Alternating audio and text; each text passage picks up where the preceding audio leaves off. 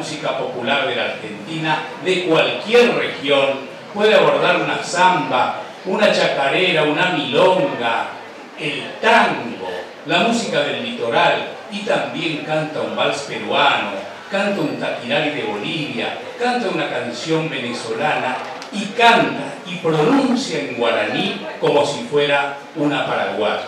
Esta gran cantante argentina es Lola Barrios Expósito, que viene con el tereré en la mano.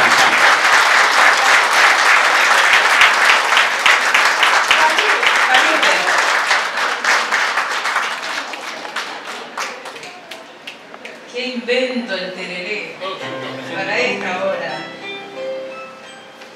Esta maravillosa obra del gran creador Mauricio Cardoso Ocampo y el inmenso placer de cantar junto a Francisco Jiménez. Hugo, que iba a ser el coreuta.